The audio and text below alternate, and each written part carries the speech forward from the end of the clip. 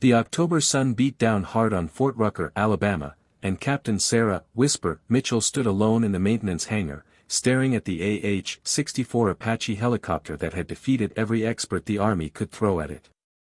The massive machine, 48 feet of titanium and fury, sat silent and useless, its rotors drooping like defeated wings. Sarah had earned her call sign, "Whisper," years ago, back when she was just a young mechanic fresh out of basic training. She didn't talk much. She didn't need to. Her hands did all the talking, fixing engines and hydraulic systems with a quiet confidence that made senior mechanics nervous. But call signs in the military didn't just appear because you were good at your job. They appeared when you proved yourself in ways that made the old guard uncomfortable. The Apache had been grounded for 6 months. 6 months. The problem was simple on the surface but maddeningly complex in reality. The helicopter's primary hydraulic system was failing randomly. Not predictably. Not in any pattern that made sense. The aircraft would fly fine for weeks, then suddenly lose hydraulic pressure without warning. The military couldn't risk sending a $1 million aircraft, and the soldiers riding in it, into the sky when it might die mid-flight. 3 specialist teams had been brought in. The first was from Sikorsky, the manufacturer. They spent 42 days checking every connection, every valve, every inch of tubing. Nothing. The second team came from Boeing's attack helicopter division. They brought computers and diagnostic equipment that cost more than most people's homes. They stayed 51 days. Still nothing. The third team consisted of retired military engineers with decades of experience. Their notebooks filled with theories, sketches, and calculations. 63 days passed. Now, the helicopter sat in the hangar like a monument to failure. The officers had stopped talking about it. The maintenance crews had moved on to other aircraft. The Apache had become the white elephant that nobody wanted to acknowledge, and the budget for investigating it had quietly dried up. Sarah walked around the aircraft slowly, her boots echoing in the empty hangar. She was tall but lean, with dark hair pulled back tight in regulation style. Her flight suit bore the patches of a chief warrant officer, a rank earned through years of service and skill, not political maneuvering. She had grease under her fingernails from her last project. She had been brought into this assignment only because the colonel needed someone to do the paperwork on the failed attempts. Organize the reports, file them away, close the book on the problem. Nobody expected Sarah to do anything more than shuffle papers. She had volunteered to spend her personal time in the hangar, and the officers had shrugged. Let her waste her hours. It kept her occupied and out of everyone's way. Sarah was the kind of soldier that the newer generation of military leadership didn't quite know what to do with. She didn't play politics. She didn't try to get noticed. She just worked. And that made her invisible to the ones who got promotions based on visibility and connections rather than actual results. The mockery had started early in her career. Fresh-faced lieutenants would assign her to the softer, maintenance tasks, the kind they didn't think required real expertise. Sarah had worked on generators and water pumps while younger men who barely knew the difference between a wrench and a hammer got assigned to the aircraft engines. When she'd asked for helicopter training, the response had been dismissive. "Those jobs are for pilots and crew chiefs, Sarah. Not for people in your position." She had earned her warrant officer rank anyway, through sheer determination and by fixing things nobody else could fix. But the sting of those early years never quite went away. She was always the woman who had to be twice as good to get half the credit. Sarah climbed into the Apache's cockpit, running her hands over the control panels with the familiarity of someone who had studied something obsessively. She had read every maintenance manual, every service bulletin, every incident report from Apaches around the world. She had memorized them not because anyone asked her to, but because she needed to understand this machine. She needed to see what the other experts had missed. The first team had focused on the obvious problems.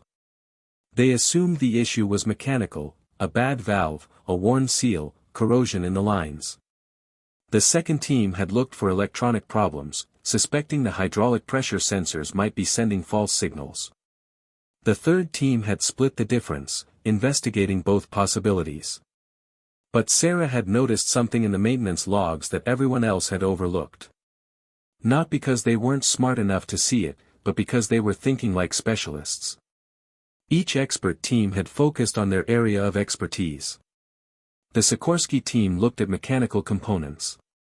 Boeing looked at electronics. The retired engineers looked for flaws in assembly or design. None of them had looked at the entire system as a single, breathing, living thing. Sarah had noticed that the hydraulic failures occurred most often after the aircraft had been parked for extended periods. Not always, but most often. And they occurred most often during the humid, hot months. The pattern wasn't in the equipment. It was in the environment and how the equipment interacted with that environment over time. She had a theory. It was so obvious that it almost seemed wrong. But she wanted to check something before she said a word to anyone. The last thing she needed was to be laughed at by the officers who already thought this whole investigation was a waste of time. Sarah spent that night in the hangar, studying the hydraulic system with a flashlight and a notebook. As the sun came up over Fort Rucker, painting the sky orange and pink, she finally stood up with dirty hands and tired eyes. She knew what was wrong with the Apache. And she knew that the three expert teams had all missed it because nobody had asked the right question. The problem was going to be convincing anyone to listen to a woman who wasn't supposed to know anything about Apache helicopters in the first place.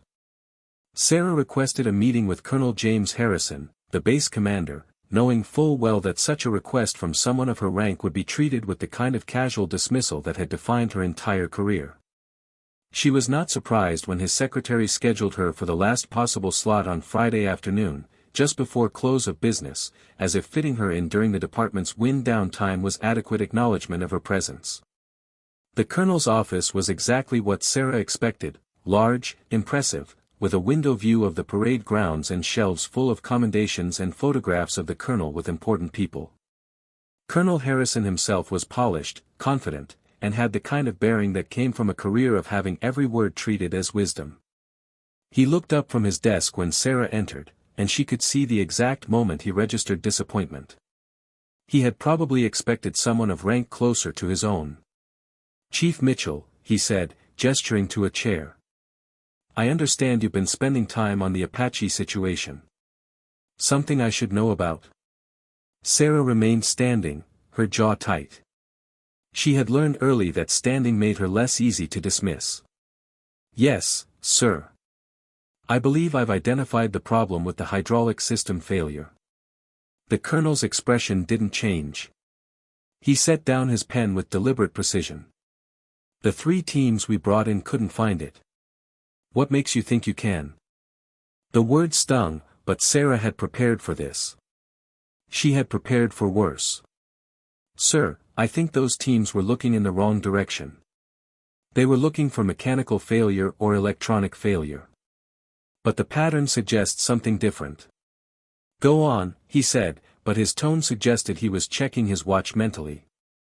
"The failures occur most often after extended grounding. Particularly in the heat. I reviewed the environmental logs from the hangar. The temperature climbs to over 100 degrees in here during the summer. When an aircraft sits idle in that heat, moisture builds up in the fuel tanks and hydraulic lines, condensation from the temperature changes between day and night." The colonel nodded vaguely. Sarah pushed forward. "But sir, with respect, the hydraulic system isn't sealed the way it should be. There's a vent, a perfectly normal, design specification vent that allows air in and out as the system pressurizes and depressurizes. That vent is working fine. But during the hot, humid Alabama summers, when the hangar air is saturated with moisture, that vent is allowing moisture into the system with every pressure cycle." Sarah pulled out a photograph she had taken that morning. It showed the inside of the hydraulic fluid reservoir, magnified through the camera of her phone pressed against a magnifying glass. The fluid looked cloudy. Contaminated. The moisture mixes with the hydraulic fluid and creates a corrosive compound. It's not visible at first. The aircraft flies fine. But over time, this contaminated fluid eats away at the internal surfaces of the hydraulic pumps and valves. Eventually, particles of corroded metal break free and get caught in the system. That's what triggers the pressure drops. It's like having sand in the engine. Colonel Harrison took the photograph, studying it with the kind of skepticism that years of rank had taught him. You're saying that 3 teams with millions of dollars in equipment missed something that basic? Yes, sir. Because none of them were looking at the system holistically. They were each checking components in isolation. The problem isn't in any one component. It's in the interaction between the environment, the hydraulic fluid, and the system design under those specific environmental conditions. The colonel set the photograph down. And how do you propose we fix this? Seal the vent with a moisture absorber cartridge. There are several commercial models that replace the standard vent cap. They allow air pressure to equalize but remove moisture from the incoming air. We'd need to flush the entire hydraulic system with fresh fluid and replace any corroded components. But the fix itself is simple and inexpensive. Colonel Harrison leaned back in his chair, his fingers steepled. Sarah could see him calculating the risks of acting on this information, weighing the possibility that she was wrong against the embarrassment of having missed something so straightforward. I'll need to run this past the Sikorsky team, he said finally. Get their opinion on your theory. Sarah's stomach dropped. She had expected this. She knew how it worked. Nothing a junior officer said was real until a more senior person validated it. Nothing a woman without a title could claim was true until a man with credentials confirmed it. Of course, sir, she said, because what else could she say? The Sikorsky team flew back to Alabama 2 weeks later. Not because the colonel immediately believed Sarah's theory, but because the colonel had quietly contacted them, and when you're a manufacturer being told that there might be an environmental design flaw in your aircraft, you respond. The team consisted of 2 senior engineers, Robert Chen and Marcus Thompson. They were good men, genuinely interested in solving problems. But they arrived with an attitude that was all too familiar to Sarah. They were here to check on the work of someone who wasn't qualified to check on their work. They spent a day reviewing her notes. They examined the photographs. They ran tests on the hydraulic fluid that Sarah had extracted from the reservoir. By evening, Robert Chen found her in the maintenance bay. Your theory is correct, he said simply. The moisture contamination is consistent with what we're seeing. I don't know why we didn't think to check the environmental conditions more carefully. We were focused on mechanical failure and electronic anomalies. We assumed the problem was in the system itself, not in how the system interacted with its environment. Sarah felt something shift inside her chest. Not quite triumph, but close. What happens now? We recommend the fix you described. Moisture-absorbing vent caps, full hydraulic fluid replacement, and a replacement of all corroded internal components. The aircraft will need 3 weeks of work. But after that, it should be completely operational. Will Sikorsky credit the discovery? Sarah asked carefully. Robert Chen paused. She could see him understanding what she was really asking. I'll make sure your name is in the report. You found it. We just confirmed it. It wasn't the big public recognition that some people might have wanted. But it was honest. It was accurate. For Sarah, that was enough. The repair work began the following Monday. Sarah volunteered to oversee it, and this time, nobody argued with her. As she watched the maintenance team work through the hydraulic system, replacing corroded components and filling it with fresh, clean fluid, she thought about all the hours she had spent studying that aircraft. All the evenings in the hangar. All the times she had been passed over for assignments that might have given her credit or visibility. It turned out that invisible work sometimes led to invisible solutions. Problems that nobody could see because nobody was looking in the right direction. The Apache was repaired and returned to service without incident. The problem never recurred. The Apache went back into active rotation in mid-November, more than 8 months after it had been grounded. Its first successful mission was a routine training flight, nothing dangerous or dramatic. The helicopter lifted off smoothly, flew for 2 hours without a single hydraulic anomaly, and landed without incident. Sarah watched from the tarmac as the pilots climbed out, removing their helmets and nodding to the ground crew.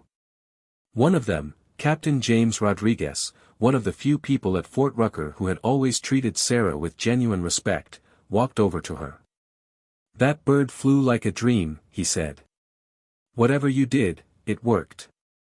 "I just found the problem," Sarah said. "The maintenance team did the real work." "That's not what I heard." James smiled. "I heard you figured out what 3 expert teams couldn't figure out." Sarah said nothing. She had learned, over the years, that when something good happened, the best strategy was often simply to let it be. Pushing for credit, demanding acknowledgement, those things had a way of creating resentment in people with rank and power. But James persisted. "Come on, Sarah. You should be proud of this." "I am," she said quietly. "But it doesn't change anything, does it?" That was the truth she had come to understand over her career. One fix, one miracle, one moment of brilliance, these things didn't change the system. They didn't change the assumptions people made about women in the military. They didn't change the doors that stayed closed or the assignments that never came. The report that Sikorsky submitted to the Army included Sarah's name. It was mentioned in the official documentation. But it was buried in the middle of a long technical explanation, credited almost as a footnote. The real credit in the media and in the military community went to Sikorsky and to the colonel for directing resources toward an unconventional approach. Sarah's name appeared in the base newsletter in a small paragraph, listed among several technicians who had contributed to the resolution of the Apache maintenance issue. In most military organizations, this would have been a significant career boost. But Sarah had already been passed over twice for promotion. Both times, she had been told that her lack of leadership visibility was the issue. Both times, the positions had gone to younger officers who had made names for themselves through high-profile projects or political connections. She watched other officers take credit for her work in quiet moments.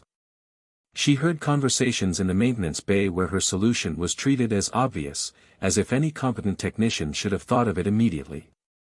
She noticed that the narrative quickly shifted from "Sarah found the problem" to "someone finally thought to check the environmental conditions," as if the solution had inevitably appeared without anyone in particular deserving the credit.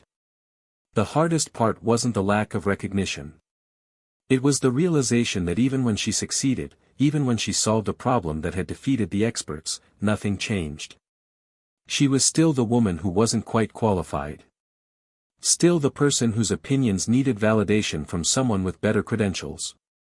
Still the person who would be passed over for promotions because she didn't have leadership visibility. 3 months after the Apache flew successfully, the colonel retired. A new commanding officer took over Fort Rucker, a younger man, more modern in his thinking, or so everyone said. Colonel Michael Warren had made a reputation for himself as someone who valued results over politics. Sarah allowed herself a small hope that maybe this would be different. The hope lasted about 2 weeks. Colonel Warren called Sarah into his office on a Tuesday morning.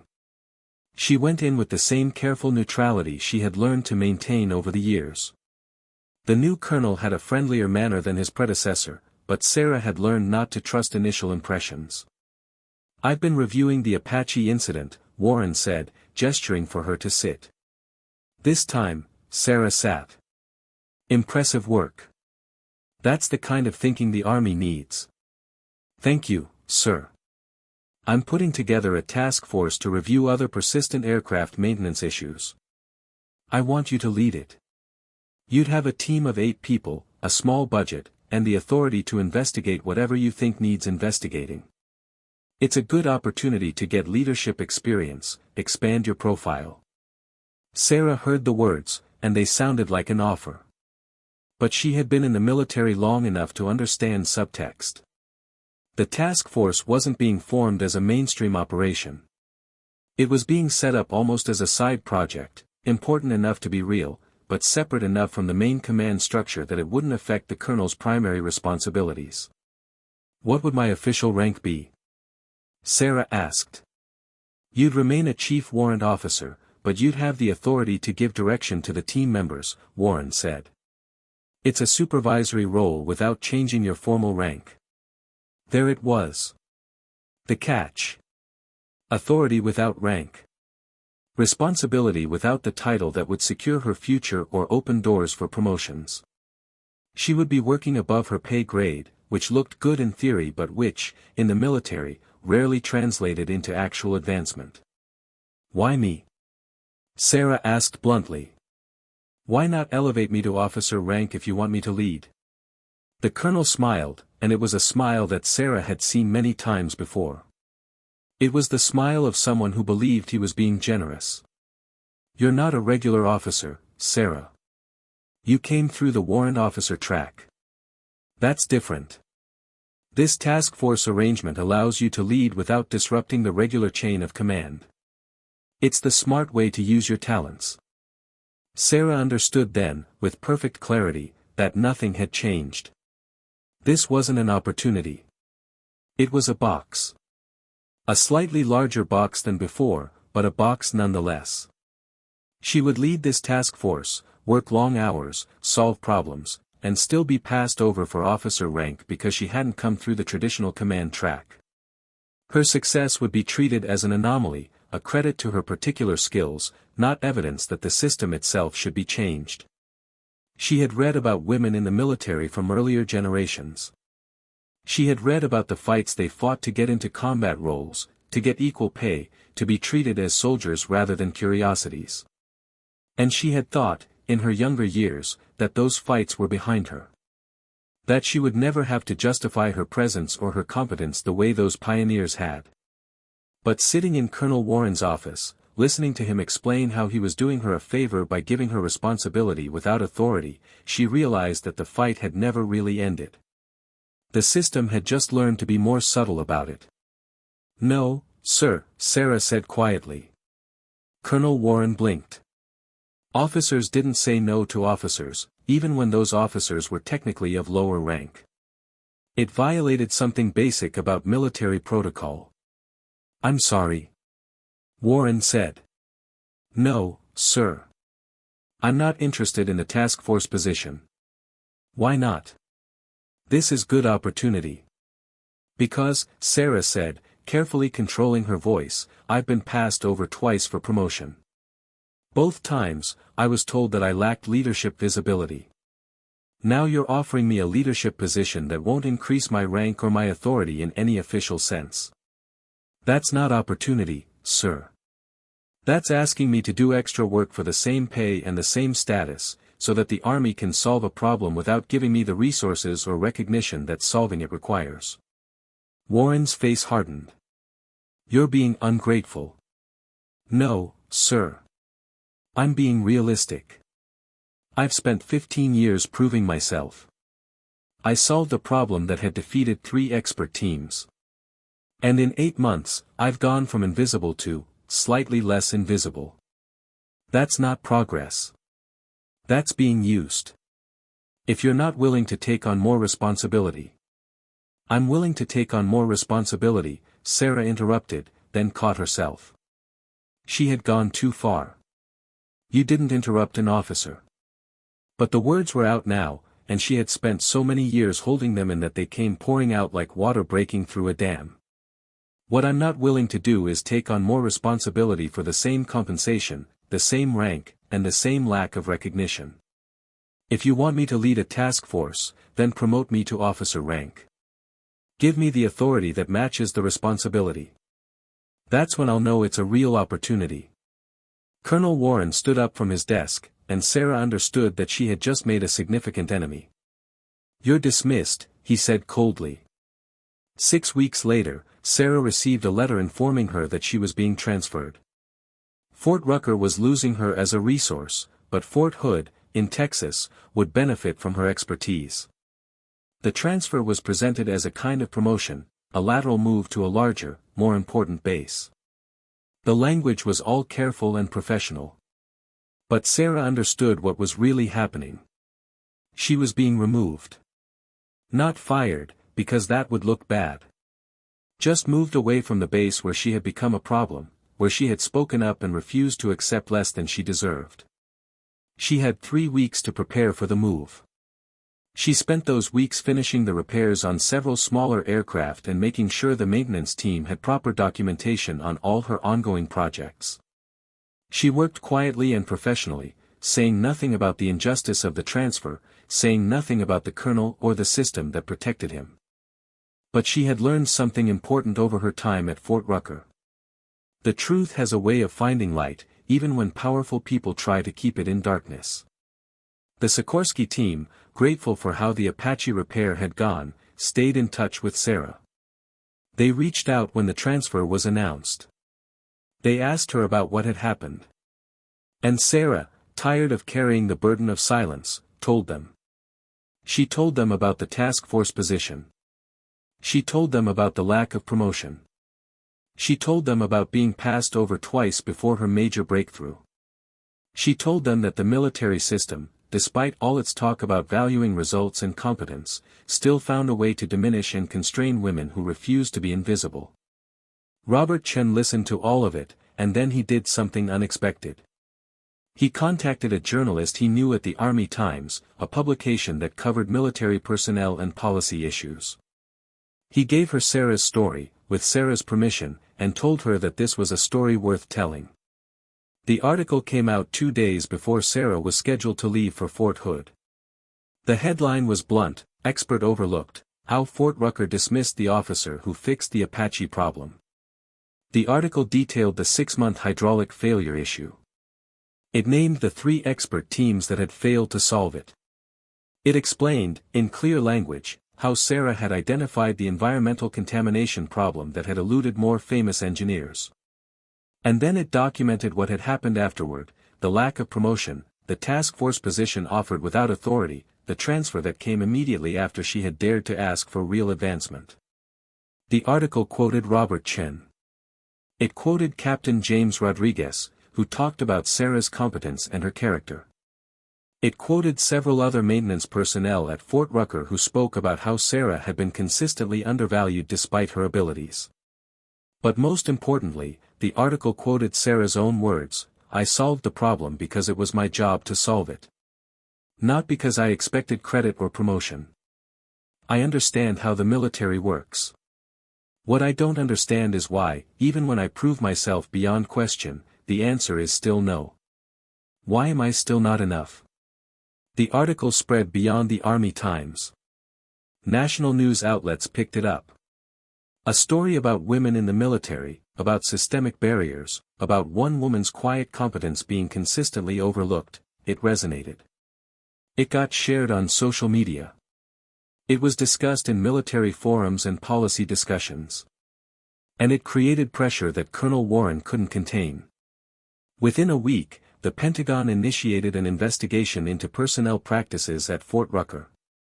Not specifically about Sarah, about the broader patterns of promotion and advancement, particularly as they affected women in non-traditional roles. The investigation found that Sarah's experience wasn't unique. There were patterns. There was bias, both subtle and sometimes quite explicit, in how opportunities were distributed and how achievements were credited. Sarah received a phone call from the Pentagon on the day she was supposed to leave for Fort Hood. The voice on the other end belonged to a brigadier general named Patricia Morrison, who oversaw personnel policy.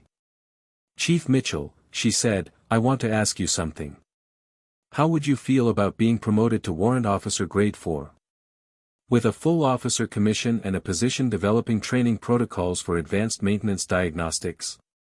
Sarah's hands shook as she held the phone. This was what she had been working toward her entire career. This was the thing that should have happened years ago, before the Apache, before any of this. But she had learned something important over the past few months. Promotions and titles were good. But justice, real, public, undeniable justice, was better. "General Morrison," Sarah said carefully, "I appreciate that. But I want to know something first. What happens to Colonel Warren?" There was a pause. That's an internal matter, Chief. Yes, ma'am. But I want to know if I'm being promoted because I actually earned it, or if I'm being promoted because it looks good for the Army to promote me now. Another pause, longer this time. When General Morrison spoke again, her voice carried something like respect. You'll be promoted because you earned it. Colonel Warren is being reassigned and will be participating in a mandatory training program on personnel management and equal opportunity. The patterns we found extend beyond just your case, Chief. You're not the only one who should have been advanced years ago. But the fact that you spoke up, publicly, is what made this possible. That took courage.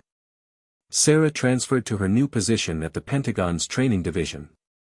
She still thought about Fort Rucker sometimes, about those long evenings in the hangar studying the Apache's hydraulic system.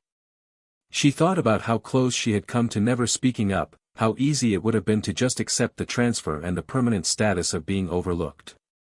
But every time she trained a new group of maintenance officers, about half of them women now, she made sure they knew one thing. That their competence mattered. That their work had value. And that sometimes, the most important repair you can make isn't to a machine. It's to the system that keeps people like you from being seen.